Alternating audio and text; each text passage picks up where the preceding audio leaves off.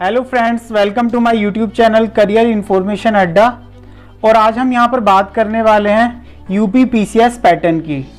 ठीक है फ्रेंड्स, आज हम यहाँ पे इस वीडियो में उसके स्टेप्स बताएंगे कि किस स्टेप में क्या आता है और कितने स्टेप्स होते हैं इसमें। ठीक है फ्रेंड्स, तो टाइम वेस्ट ना करते हुए जानते हैं यूपी पीसीएस के बारे में।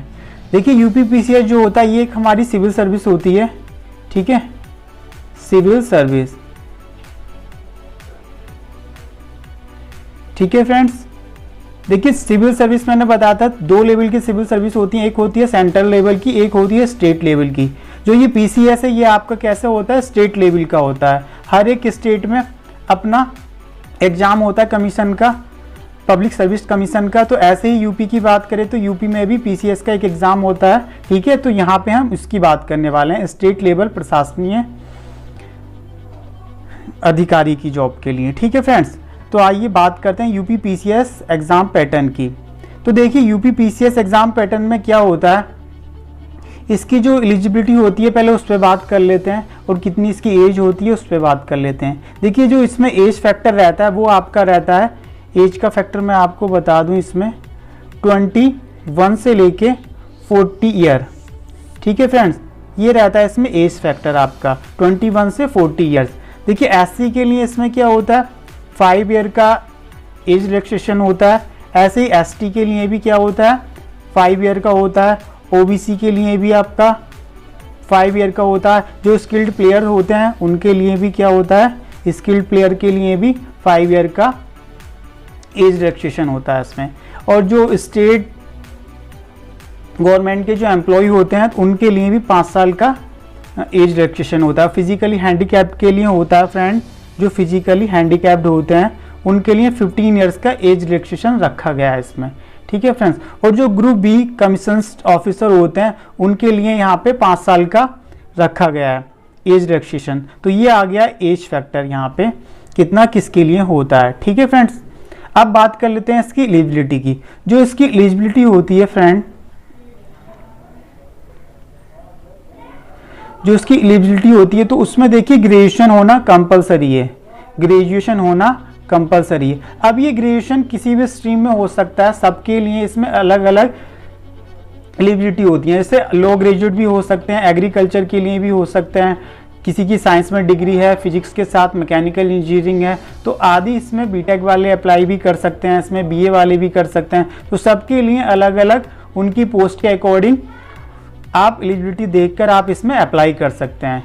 ठीक है फ्रेंड्स, जैसे डाइट में आप पोस्ट ग्रेजुएट हों और डिग्री है आपके पास पोस्ट ग्रेजुएशन की और बीएड भी हैं आप, तो आप उसमें अप्लाई कर सकते हैं। जो कॉमर्स से ग्रेजुएट हैं तो वो डिस्ट्रिक्ट ऑडिटर के लिए, ऑफिसर के लिए आप अप्लाई कर सकते हैं। तो सभी के लिए इसमें ऑप्शन है, तो उसमें आप देखकर उसके नोटिफिकेशन पढ़कर आप उसमें अप्लाई कर सकते हैं। अब बात कर लेते हैं फ्रेंड इसके स्टेप्स की, कि इसमें कितने स्टेप्स होते हैं। तो देखिए इसमें लेते हैं तो इसमें कुल मिलाकर 3 चरण होते हैं। तो जो प्रारंभिक परीक्षा होती है जिसको प्रीलिम्स बोलते हैं, तो इसमें जो होता है आपके वस्तुनिष्ठ क्वेश्चन आते हैं, मतलब ऑब्जेक्टिव टाइप क्वेश्चन होते हैं। ये दो पेपर होते हैं इसमें, एक ही दिन में 2 पेपर होते हैं, एक जीएस फर्स्ट होता है और एक होता है जीएस सेकंड पेपर होता है फ्रेंड। ठीक है, अब जीएस फर्स्ट की बात कर लेते हैं, जिसको जनरल स्टडीज़ के नाम से जाना जाता है। ठीक है, इसमें 150 क्वेश्चन आते हैं आपके, 200 मार्क्स के होते हैं और 2 घंटे का समय मिलता है आपको। ठीक है फ्रेंड, तो अब इसकी बात कर लेते हैं जनरल स्टडीज़ फर्स्ट में जो आपका सिलेबस रहता है वो क्या रहता है। देखिए जो इंडियन हिस्ट्री रहती है वो आपका इसमें आता है, करंट से रिलेटेड क्वेश्चन होते हैं, इंडिया एंड वर्ल्ड ज्योग्राफी के क्वेश्चन होते हैं, पॉलिटी के होते हैं, ईवीएस होती है, मतलब एनवायरनमेंट होता है नेक्स्ट, और जनरल साइंस के इसमें कुछ क्वेश्चन आते हैं। तो देखिए कुल मिला के इतना सारा कुछ आता है, सब कुछ आता है जनरल स्टडीज़ में, 150 क्वेश्चन 200 मार्क्स के 2 घंटे में। ठीक है फ्रेंड्स, अब बात कर लेते हैं सीसेट एग्ज़ाम की। जो सेकंड पेपर होता है इसको जिसको बोलते हैं जनरल स्टडीज़ सेकंड, ठीक है, उसका नाम होता है CSAT, means civil service aptitude test. देखिए इसमें जो क्वेश्चन आते हैं वो 100 क्वेश्चन होते हैं, 200 मार्क्स के होते हैं और 2 आवर्स का टाइम मिलता है। और देखिए जो ये सीसेट जो एग्ज़ाम होता है इसमें ओनली आपको 30% मार्क्स लेके आने होते हैं। कितने परसेंट मार्क्स लेके आने होते हैं, 30% मार्क्स लेके आने होते हैं। ये ओनली क्वालिफाई करना होता है आपको। ठीक है, ये आपको क्या करना होता है, क्वालिफाई करना होता है। देखिए जो सी सेट में आपका आता है, तो सी सेट में आता है आपका कंप्रीहेंशन आता है, इंटरपर्सनल स्किल्स जो कम्युनिकेशन स्किल्स भी कहा जाता है, रीजनिंग आती है आपकी, लॉजिकल एप्टीट्यूड और problem solving and decision making. ठीक है, मैथ्स के कुछ क्वेश्चन आते हैं 10th लेवल के, अलजेब्रा वगैरह, स्टैटिक्स हो गया, ज्योमेट्री हो गया, अरिथमेटिक हो गया। और जनरल इंग्लिश के क्वेश्चन आते हैं क्लास 10th लेवल के, और जनरल हिंदी के भी क्लास 10th लेवल के क्वेश्चन आते हैं। तो ये हो गया आपका सी सेट पेपर का जो मेरिट बनती है, वो आपके जीएस फर्स्ट पेपर के बेस पर बनती है। और इसमें जो निगेटिव मार्किंग होती है, ध्यान रखना फ्रेंड, 1/3 होती है। ठीक है फ्रेंड्स, 1/3 इसमें निगेटिव मार्किंग रखी गई है। ठीक, अब बात कर लेते हैं जो प्रीलिम्स में क्वालिफाई हो जाता है तो वो किसके लिए एलिजिबल हो जाता है, मेन परीक्षा के लिए, मींस मेन एग्जामिनेशन, मुख्य परीक्षा के लिए एलिजिबल हो जाता है। अब बात कर लेते हैं जो मुख्य परीक्षा। मुख्य परीक्षा क्या होती है, रिटन होती है, लिखित होती है। ठीक है, इसमें कुल जो 8 पेपर होते हैं, टोटल आपके 8 पेपर होते हैं। जो 6 पेपर होते हैं वो कंपलसरी पेपर होते हैं, अनिवार्य होते हैं। जो 6 पेपर होते हैं उसका एक बार ओवरव्यू कर लेते हैं। देखिए जो पहला पेपर होता है वो हिंदी लैंग्वेज का होता है। ठीक है, हिंदी भाषा का पेपर होता है, वो 150 मार्क्स का होता है और 3 घंटे का होता है। दूसरा पेपर जो होता है एस्से राइटिंग का होता है, निबंध का, ये 150 मार्क्स का होता है, 3 घंटे का होता है ये भी। ठीक है, नेक्स्ट जो ये 4 पेपर होते हैं वो होते हैं सामान्य अध्ययन, मीन्स जनरल स्टडीज के। तो सामान्य अध्ययन फर्स्ट का जो पेपर होता है वो 200 मार्क्स का होता है और ये 3 घंटे का होता है। सामान्य अध्ययन 2 का जो पेपर होता है वो भी 200 मार्क्स का होता है, 3 घंटे का। सामान्य अध्ययन 3 200 मार्क्स का होता है, 3 घंटे का एग्जाम होता है ये भी। सामान्य अध्ययन 4 200 मार्क्स का होता है, 3 घंटे का एग्जाम होता है। और 2 इसमें ऑप्शनल पेपर होते हैं, यानी वैकल्पिक जो विषय होते हैं। देखिए ये भी 200 मार्क्स के होते हैं, दोनों ऑप्शनल, और ये 3-3 घंटे का इसमें टाइम मिलता है। तो कुल मिलाकर जो मेंस एग्जाम होता है वो टोटल कितने मार्क्स का होता है आपका, 1500 मार्क्स का एग्जाम होता है।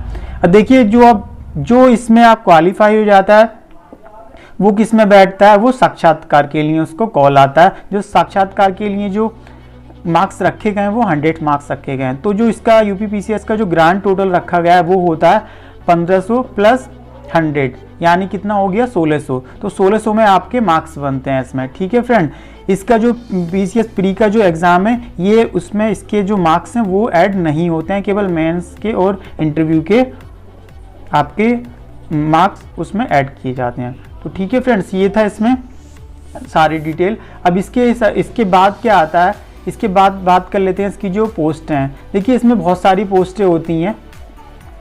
उससे पहले एक बात कर लेते हैं जो ऑप्शनल सब्जेक्ट होते हैं। यहाँ पे 29 ऑप्शनल सब्जेक्ट होते हैं। देखिए मैं बताऊंगा तो बहुत लंबी वीडियो हो जाएगी ये। यदि आपको पर्टिकुलर पूछना है तो मेरे को कमेंट कर दीजिएगा, तो मैं आपको पर्टिकुलर सब्जेक्ट उसको बता दूंगा। ठीक है, अब यहाँ पे बात कर लेते हैं कुछ पोस्ट फ्रेंड्स इसमें ऐसी होती हैं जिसमें फिजिकल मेजरमेंट चाहिए होता है, जैसे असिस्टेंट कंजर्वेटर ऑफ फॉरेस्ट होता है, रेंज ऑफिसर होता है। ठीक है, डिप्टी सुपरिटेंडेंट ऑफ पुलिस होता है, सुपरिटेंडेंट ऑफ जेल होता है, डिस्ट्रिक्ट कमांडेंट होम गार्ड्स होता है, एक्साइज इंस्पेक्टर होता है। ठीक है, तो इन वाली पोस्ट के लिए फिजिकल भी चाहिए होता है। अब बात कर लेते हैं इसके ग्रेड पे की। देखिए ग्रेड पे की जो बात है, इसकी बात कर लेते हैं ग्रेड पे की। जो इसका ग्रेड पे होता है वो होता है आपका 4600 से लेके 5400 तक। ठीक है, स्टार्टिंग में आपका नायब तहसीलदार को छोड़ के, जो नायब तहसीलदार होता है उसका जो ग्रेड पे रखा गया है, तहसीलदार का जो ग्रेड पे रखा गया है वो रखा गया है 4200 ग्रेड पे। यानी इसकी जो पे स्केल बैठता है, जो पे स्केल है, इसका जो पे स्केल है, पे स्केल की बात करूं तो ये बैठता है आपका 9300 से 34800। ठीक है, टू कहाँ तक, 15600 से 3900। ठीक है, ये हो गया इसका पे स्केल। ठीक है फ्रेंड्स, जो अभी 2020 में जो वैकेंसी निकली हुई है वो अप्रोक्स हैं आपकी 300 पोस्ट हैं। ठीक है फ्रेंड्स, आपकी रैंक के अकॉर्डिंग आपको पोस्ट मिलती है, और आपकी जो आपकी एलिजिबिलिटी होती है, आपने ग्रेजुएशन किस स्ट्रीम में किया हुआ है, उसमें पोस्ट है कि नहीं है, तो उसके हिसाब से आपको इसमें आपको पोस्ट दी जाती है। तो ये था ओवरऑल यूपीपीसीएस का एग्ज़ाम पैटर्न के बारे में। ये आई होप ये आपको पसंद आई होगी। यदि आपको कमेंट में कुछ पूछना है तो आप कमेंट करके मेरे से पूछ सकते हैं। ठीक है फ्रेंड्स, यदि ये वीडियो आपको अच्छी लगी हो, इन्फॉर्मेशन अच्छी लगी हो, तो प्लीज़ इसको लाइक कीजिएगा और सब्सक्राइब कीजिएगा अपने दोस्तों में, जिससे कि वो इसकी तैयारी कर पाएँ, उनको भी पता लगे कि क्या क्या आता है, कैसे कैसे तैयारी की जाती है और किस पेपर में कितना सब्जेक्ट होते हैं, कैसे कितने घंटे का एग्ज़ाम होता है, तो उनके लिए भी काफ़ी हेल्पफुल होगा। तो thank you for watching this video friends.